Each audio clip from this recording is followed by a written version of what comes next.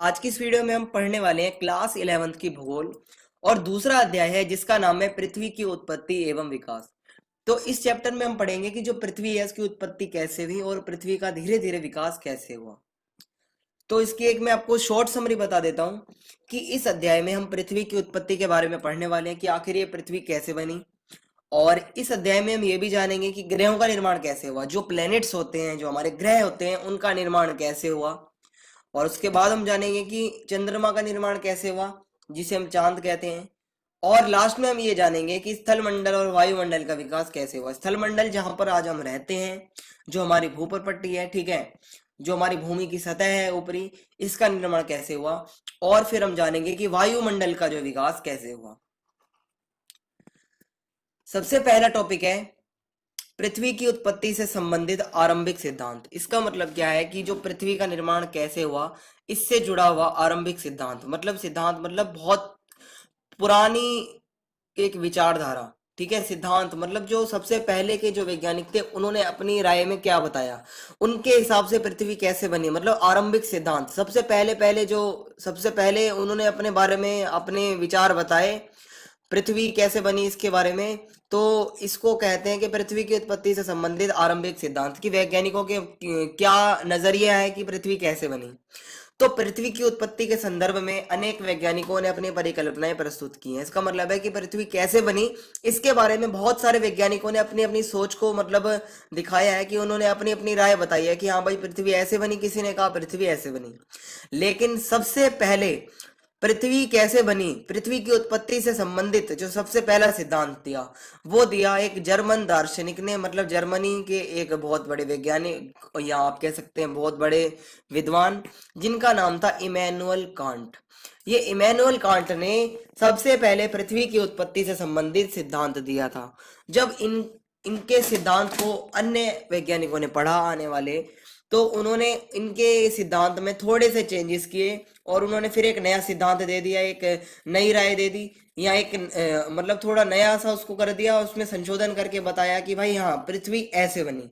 तो Immanuel Kant ने जो बताया था उसको चेंज करके आखिर क्या हुआ, ये देखते हैं। तो आपको यहाँ तक समझ में आ गया कि पृथ्वी कैसे बनी, इसको लेकर बहुत सारे वैज्ञानिकों की अपनी अपनी राय है। और सबसे पहले पृथ्वी के निर्माण से संबंधित जो सिद्धांत दिया था, किसने दिया था? इमैनुअल कांट ने, जो कि एक जर्मन दार्शनिक थे और एक विद्वान थे। यहां तक आपको क्लियर है। उसके बाद अगली हेडिंग है निहारिका परिकल्पना। तो 1976 में एक गणितज्ञ, गणितज्ञ मतलब जो मैथ में अच्छे थे, 1976 में गणितज्ञ लॉपलेस, ये नाम है एक वैज्ञानिक का, लॉपलेस ने इसका संशोधन किया। किसका संशोधन किया? संशोधन का मतलब होता है बदलाव करना। तो जो इमैनुअल कांट ने बताया था कि पृथ्वी कैसे बनी, उसको इन्होंने पढ़ा। इसको पढ़ने के बाद इन्होंने इमैनुअल कांट के जो विचार थे उसमें थोड़ा सा बदलाव किया और इन्होंने अपनी एक नई विचारधारा विचारधारा नहीं इसको कहेंगे, इन्होंने अपना एक जो है नई सोच बताई कि हाँ पृथ्वी का निर्माण इस तरीके से हुआ। तो जो इन्होंने बताया, जो इन्होंने अपनी परिकल्पना दी, इनके हिसाब से पृथ्वी कैसे होनी चाहिए, उसको कहा गया निहारिका परिकल्पना, ठीक है। और इसके अनुसार इसमें इन्होंने क्या बताया कि ग्रहों का निर्माण, जो प्लैनेट्स हैं उनका निर्माण धीमी गति से घूमते हुए पदार्थों के बादल से हुआ, ठीक है। तो कैसे हुआ निर्माण जो ग्रहों का? इनके अनुसार, जो लॉपलेस के अनुसार, जो आखिर जो हमारे ग्रह हैं उनका निर्माण हुआ धीमी गति से घूमते हुए पदार्थों के बादल से।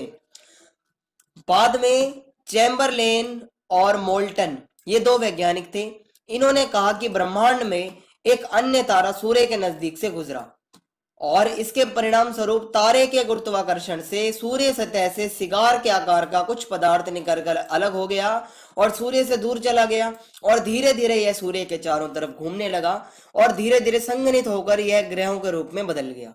इसका मतलब क्या था कि जो ये बाद में चैम्बरलेन और मोल्टन, ये दो वैज्ञानिक थे, इन्होंने अपनी राय बताई कि भाई पृथ्वी ऐसे नहीं बनी।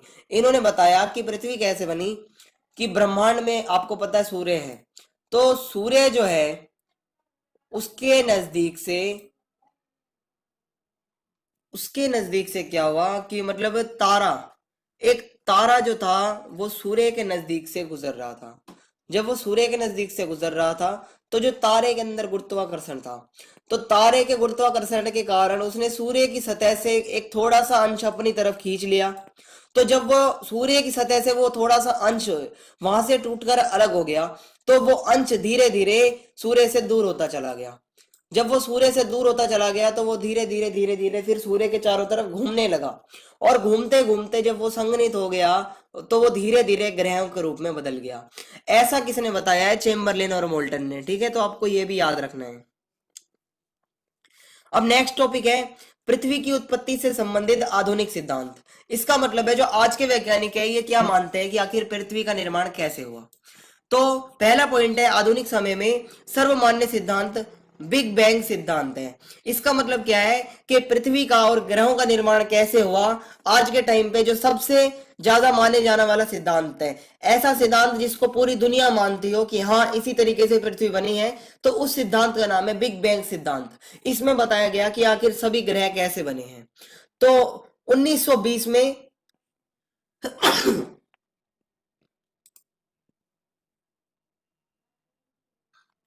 सॉरी, तो 1920 में एडविन हब्बल ने, ये एक वैज्ञानिक थे, एडविन हब्बल ने इसके प्रमाण दिए। किसके? बिग बैंग सिद्धांत के।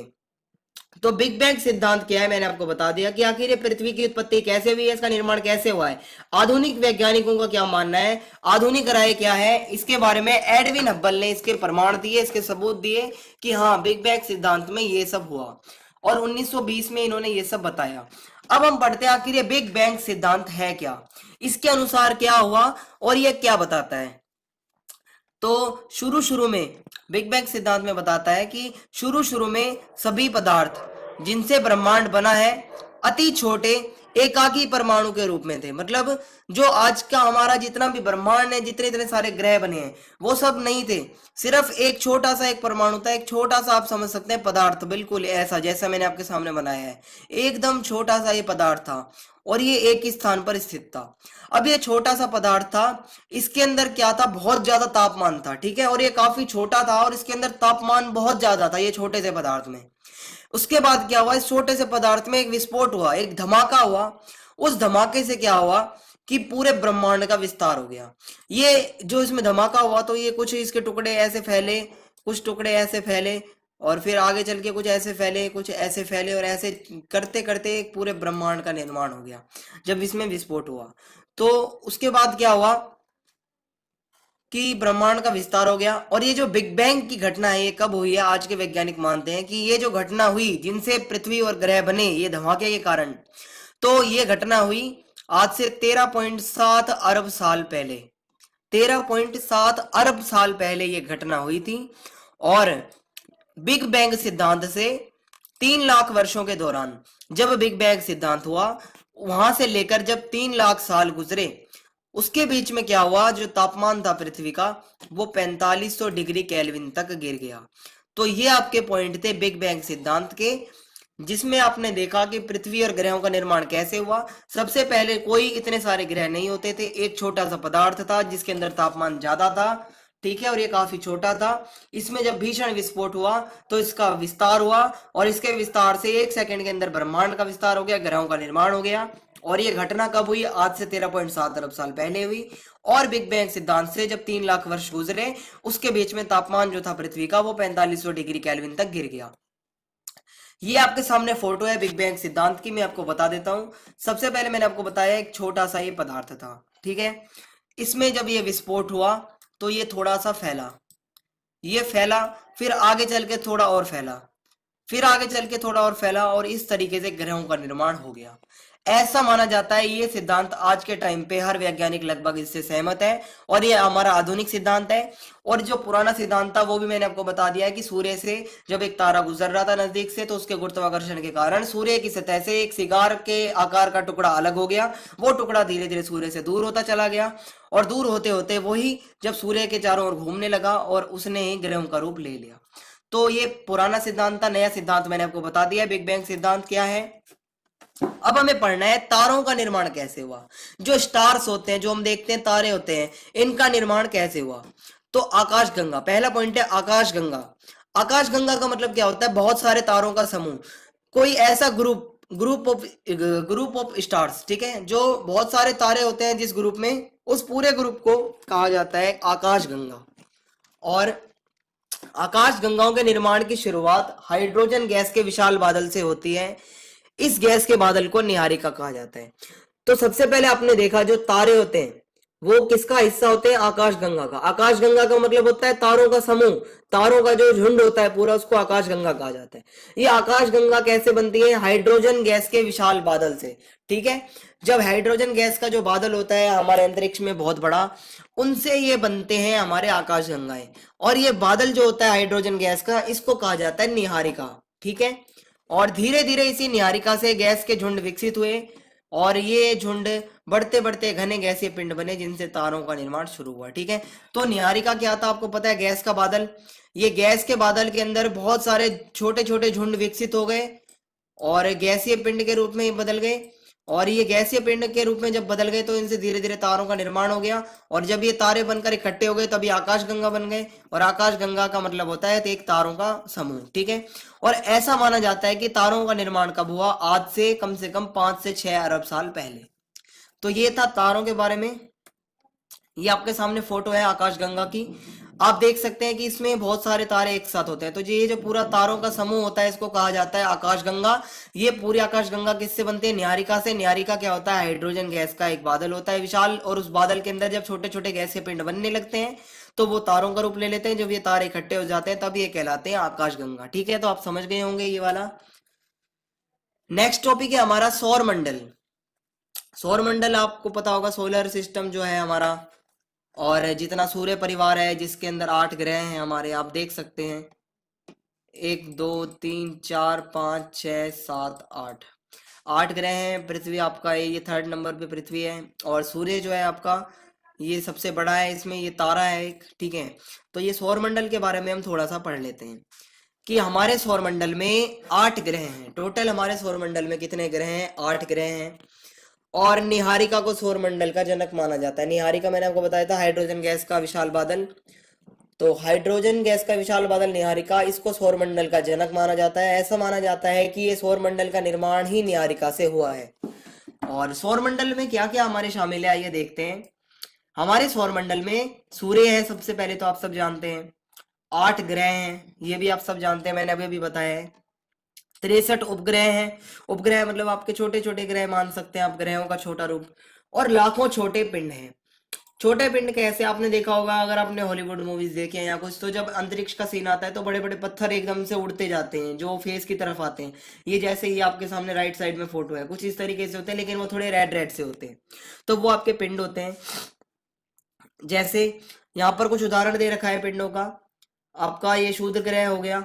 ठीक है, शूद्र ग्रह हो गए, जो मैंने आपके सामने ये फोटो आपके सामने रखा हुआ है। और ये आपके पिंड, यही आपका पिंड भी है जो आपके अंतरिक्ष में स्वतंत्र रूप से घूमते हैं। धूमकेतु हो गया, धूमकेतु का फोटो आपके सामने है, आप देख सकते हैं। और सौरमंडल में क्या क्या है? बड़ी मात्रा में गैसें हैं। ठीक है, बहुत सारी गैसें हैं हमारे सौरमंडल में, और धूल कण है।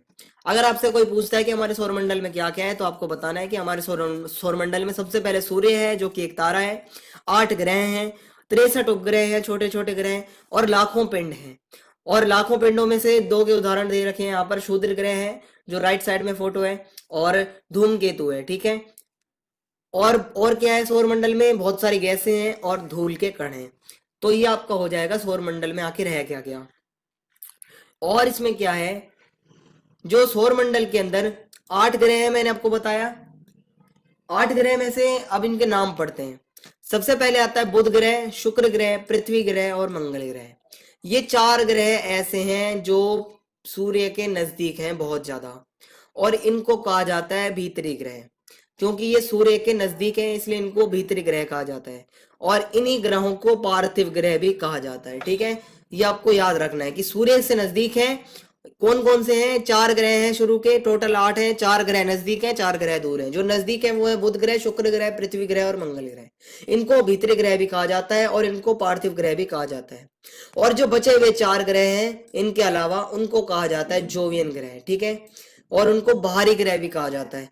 तो ये आपके टोटल 8 ग्रह हो गए, भीतरी ग्रह और बाहरी ग्रह।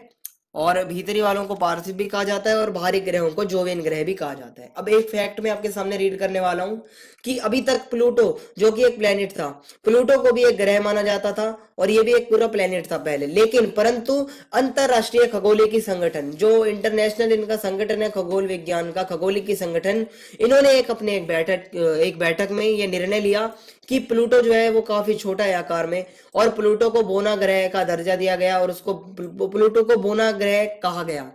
और ये कब हुई आपकी ये मीटिंग, जो बैठक हुई थी अगस्त 2006 में, तो ये भी आपको याद रखना है फैक्ट। और अब प्लूटो हमारे सौरमंडल का हिस्सा नहीं है। अगला आपका जो टॉपिक है वो है पार्थिव तथा जोवियन ग्रहों में अंतर। मैंने आपको बताया जो आंतरिक ग्रह होते हैं, जो सूर्य से नजदीक होते हैं, उन्हें हम पार्थिव ग्रह कहते हैं, और जो सूर्य से जो दूर हैं चार ग्रह, उनको हम जोवियन ग्रह कहते हैं। अब इनमें अंतर क्या है, एग्जाम में ज्यादातर पूछ लिया जाता है। तो पहला अंतर तो यही होगा कि इनकी दूरी के हिसाब से जो पार्थिव ग्रह होते हैं इन्हें भीतरी ग्रह भी कहा जाता है, जोवियन ग्रह होते हैं इन्हें बाहरी ग्रह भी कहा जाता है। पार्थिव ग्रह जो है आपके भीतरी ग्रह हैं, इसलिए सूर्य के नजदीक होते हैं, ठीक है, और ये जोवियन ग्रह जो है सूर्य से बहुत दूर होते हैं। और पार्थिव ग्रह जो होते हैं यहाँ अत्यधिक तापमान के कारण गैसें संघनित नहीं हो पाई, मतलब ये सूर्य से नजदीक थे तो यहाँ पर तापमान बहुत ज्यादा था, क्योंकि सूर्य से नजदीक होंगे तो तापमान ज्यादा ही होगा, इसके कारण यहाँ पर गैसें रुकी नहीं रह सकी। जो जितनी भी गैसें थी वो सूर्य की जो गर्मी के कारण गैसें उड़ गई, और लेकिन जो जोवियन ग्रह थे वो सूर्य से काफी दूर थे, जिसके कारण वहां तक जो है तापमान इतना नहीं पहुंच पाया, और वहां की गैसें नहीं उड़ पाई, और वहां की गैसें संघनित हो गई और वहीं पर रही। सौर वायु सूर्य के नजदीक ज्यादा शक्तिशाली थी। इसका मतलब क्या है, जो सौर वायु होती है, जो सूर्य की वायु, जो सूर्य की गर्म हवा होती है, वो क्या थी, इन ग्रहों के नजदीक थी, क्योंकि सूर्य से जितने नजदीक होंगे उतनी गर्म हवा इनको लगेगी। तो ये सूर्य के नजदीक थे ये ग्रह, जो पार्थिव ग्रह थे, सौर वायु के कारण इन पर जितनी भी गैस थी वो सारी की सारी गैस जो थी वो सौर वायु उड़ाकर ले गई, और जो जोवियन ग्रह थे यहाँ तक सौर वायु नहीं पहुंच पाई, इसलिए यहाँ की गैसें नहीं हट पाई, और आज भी इनकी गैसें वैसी की वैसी हैं। पार्थिव ग्रह जो है इनका आकार छोटा है, ठीक है, और जो ये जोवियन ग्रह हैं इनका आकार बड़ा है, और ये बहुत बड़े बड़े चट्टानी वीरान ग्रह हैं जहाँ पर जीवन बहुत मुश्किल से है। जब वहां पर सूर्य की रोशनी ही नहीं पहुंचती इतनी जल्दी, ना वहां पर कुछ पानी वगैरह है, जल भी नहीं है, तो वहां पर जीवन कैसे होगा। लेकिन यहाँ पर आप देख सकते हैं मंगल ग्रह है आपका, और पृथ्वी है, और पृथ्वी में लगभग सब चीज मिल जाती है। तो ये पार्थिव और जोवियन ग्रह में आपके अंतर थे, ज्यादा मुश्किल है नहीं, बहुत आसान है, बस दूरी का फर्क है इस पूरे पार्थिव ग्रह में और जोवियन ग्रह में।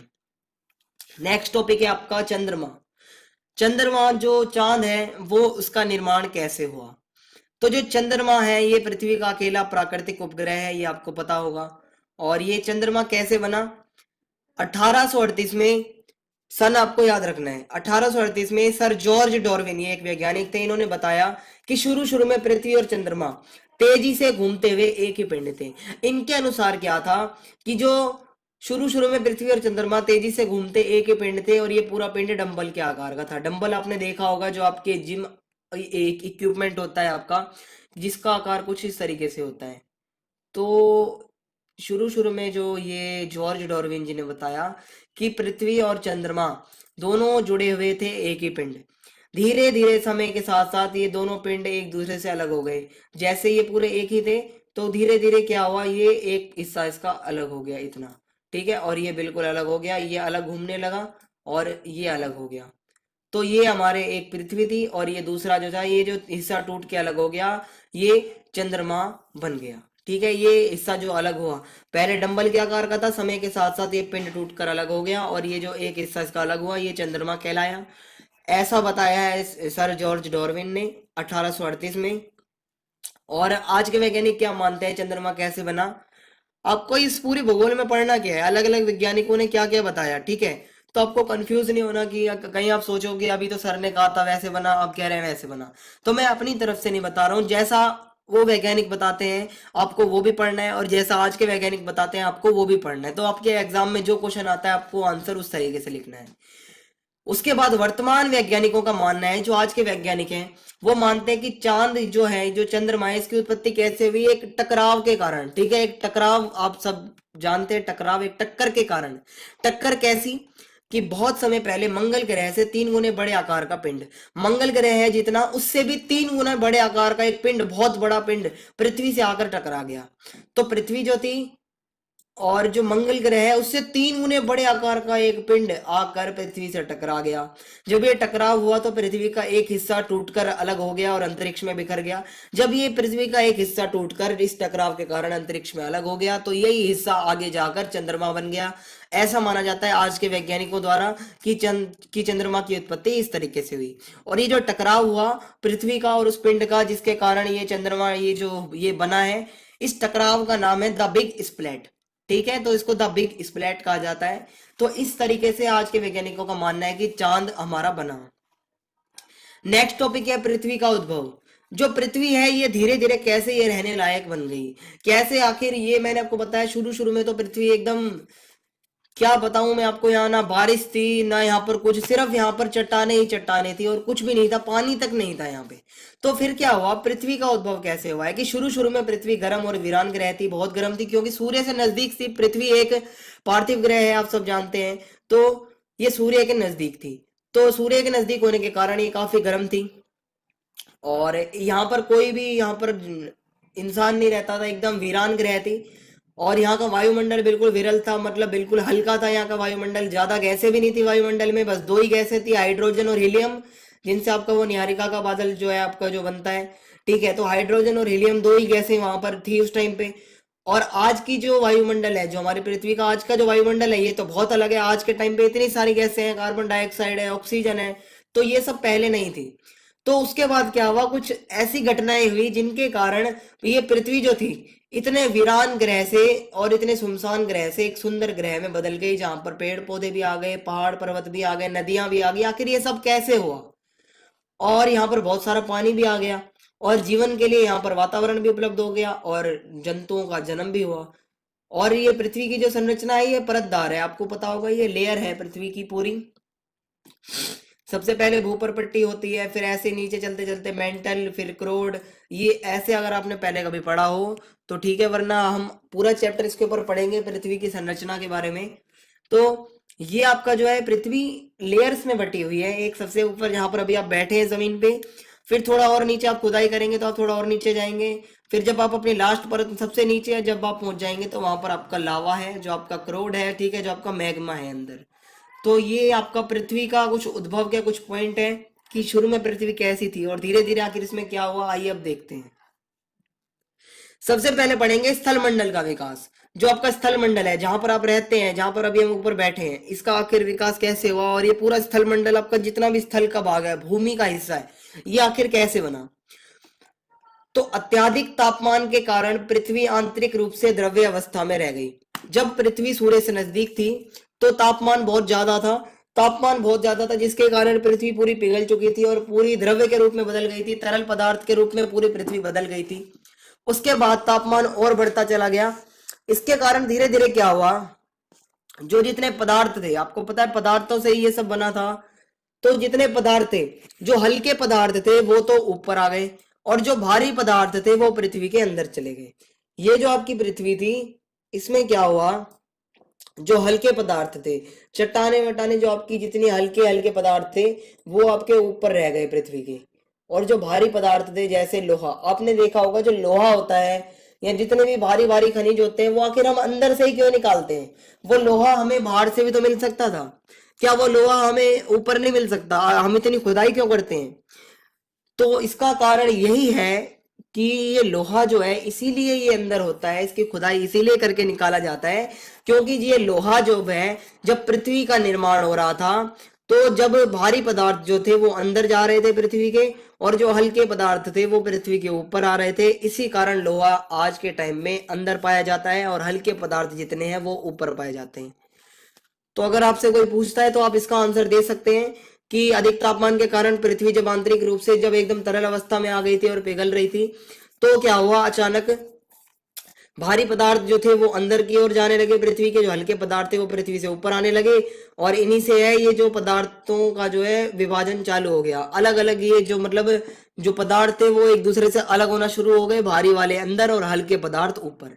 तो ये जो अलगाव हुआ, जो ये अलग होने की प्रक्रिया हुई, इससे जो लोहा था, मैंने आपको अभी बताया कि इससे जो लोहा था ये पृथ्वी के केंद्र में चला गया, एकदम बिल्कुल सेंटर में चला गया, एकदम अंदर और हल्के पदार्थ पृथ्वी के ऊपरी भाग की तरफ चले गए। समय के साथ साथ यह और ठंडे हुए, क्योंकि उस टाइम की बात है जब तो ये पिघली हुई थी पृथ्वी और ये प्रक्रिया चल रही थी कि भारी पदार्थ अंदर जा रहे थे, हल्के पदार्थ ऊपर आ रहे थे। जब समय के साथ साथ ये सारी प्रक्रिया शांत हुई, तो जब वो सारे पदार्थ अपनी अपनी जगह पर पहुंचकर ठंडे हुए, तो वो फिर वहां पर वो ठोस के रूप में बदल गए। ठीक है, एकदम मजबूत हो गए, वहीं पर जम गए, और इन्हीं पदार्थों से आज की भूपर्पट्टी का निर्माण हुआ। भूपर्पट्टी जो आपका जो भूमि की सतह है, जो ऊपरी सतह है पूरी, तो इससे आज का ये जो है भूमंडल, जो आपकी भूपर्पट्टी है, इसका विकास हुआ।